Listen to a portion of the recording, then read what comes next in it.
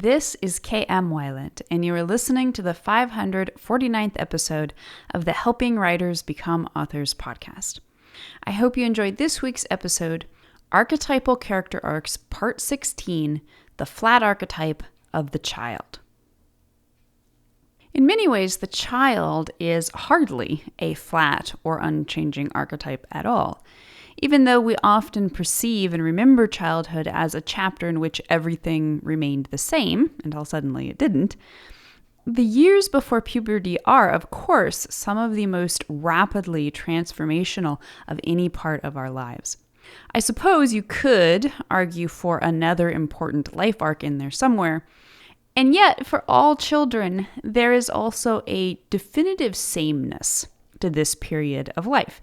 No matter our individual personalities or family circumstances, we are all children, blank slates, innocents. More than that, we are free from the responsibility of growth that arrives with the burgeoning adolescence and the onset of the maiden arc, which, as mentioned throughout this series, can and should be taken by everyone. At first glance, the child archetype also seems to be lacking in the flat arc ability to transform the story world or supporting characters. However, I think any adult who has had a child enter his or her life will attest that few grown-ups are as utterly transformative and growth-inducing as our children.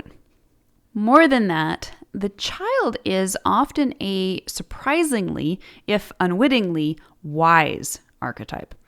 If we recognize that story structure always comes full circle, we can see how the final character arc of the life cycle, the enlightened mage, is in many ways a fulfilled return to the child's deep connection to and instinctive understanding of life.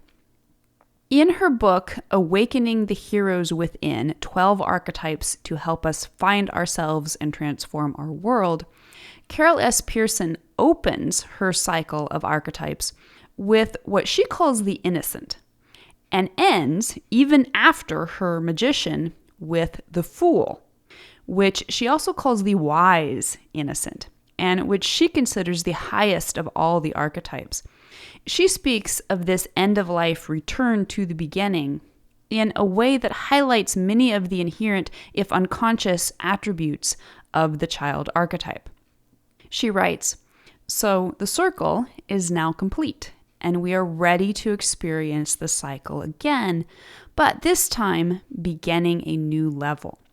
Because we have learned to enjoy life for its own sake, we need not protect our innocence with denial or hold on to conventionality to protect our social places. If the mage's full circle epiphany ends the life arcs, then it is the child at the beginning who represents all this capacity for joy, innocence, trust, and resilience, but from a place of no power and no experience. As such, the child is necessarily an archetype of deep vulnerability. As Joseph Campbell says in The Hero with 1,000 Faces, just beyond the parental watch is danger to the infant. A fortunate child will be protected from those dangers until adolescence finally demands an opening of the eyes and an embarkation upon the initiatory journey of the maiden arc. But even children who are not forced to undertake their first change arc precipitously will still encounter many opportunities for adventures and discovery, particularly as they witness and influence the growth of supporting characters around them. Therefore, the child archetype is that of untapped potential. There is, of course, no previous arc. The subsequent positive arc is that of the maiden, and the subsequent negative archetypes are those of the passive damsel and the aggressive vixen. The maiden arc is traditionally the YA, or young adult, time of a person's life, beginning as early as puberty, but often not completing until the mid to late teens. Therefore, the child is an archetype we generally find represented by characters younger than 13 or so. Their stories, as written by adults, are often full of magic and nostalgia. Even if the plot itself revolves around adults in difficult or even dark circumstances, the story is poignantly represented through the limited understanding of the child protagonist.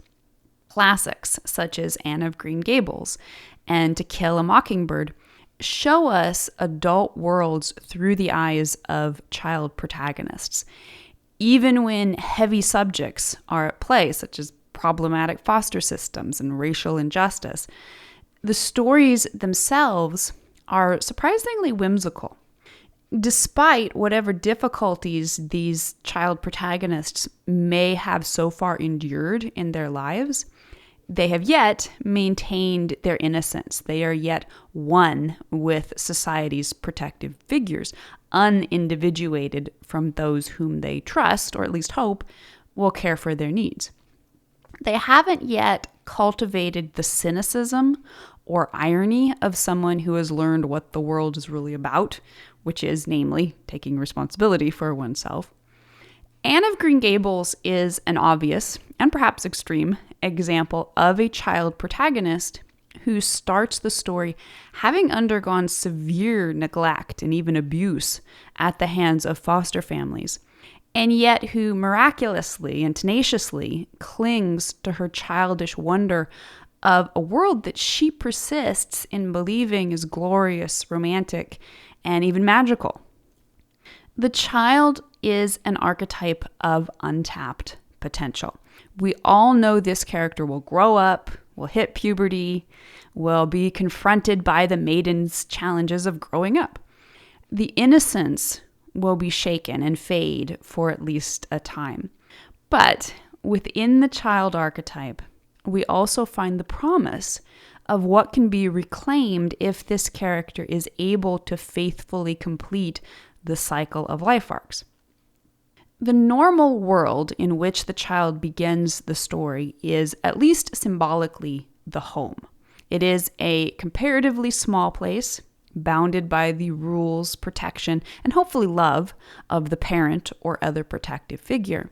And already we see where later archetypes might show up, the parent or queen, as well as perhaps older siblings in the guise of maiden or hero.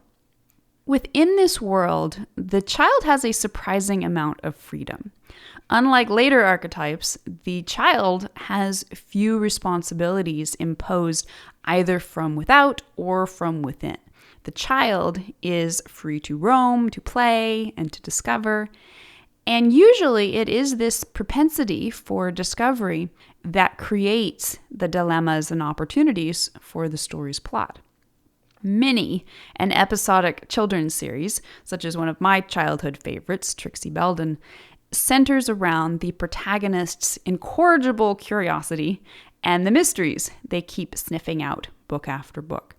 Particularly in stories aimed at a child audience, these protagonists never change much, never grow up, but their innocence in not knowing any better often leads them to insights that the adults around them would never have noticed. Some stories feature a normal world that is not safe and static, but that is changing right around the child protagonist, even though the child doesn't yet notice. The child has no idea life is about to forever change and probably launch a maiden arc. Rather, the character romps through the last halcyon adventures of a dying age, such as in Rob Reiner's classic film Stand By Me, set in the 1950s. Although the child will likely learn many things, he or she will not fundamentally change, except perhaps at the very end of the story, with the foreshadowing of the inevitable maiden arc to follow. Instead, as with all flat arc characters, the child will, probably unwittingly, convey a thematic truth to at least one supporting character who will change as a result. The supporting character may or may not undergo a fully developed archetypal journey, depending on how prominent the role is. Because the child has not, in fact, learned any archetypal truths at this point in his or her young life, the thematic truths in these stories tend to focus around perennial themes and gifts of childhood: innocence, joy, love, presence, playfulness, loyalty, etc. The naivety and innocence of the child allows the character to believe in uncorrupted virtues that many adults struggle with and/or mourn for the rest of their lives. Unlike other flat archetypes, the child has not yet personally gleaned truths that can be shared with younger characters. All of the characters will either be fellow children at the same level of innocence or older characters who are much farther along the archetypal journey of growth. And yet, the child's purity and innocent wisdom still has the ability to profoundly impact the change arcs of supporting characters.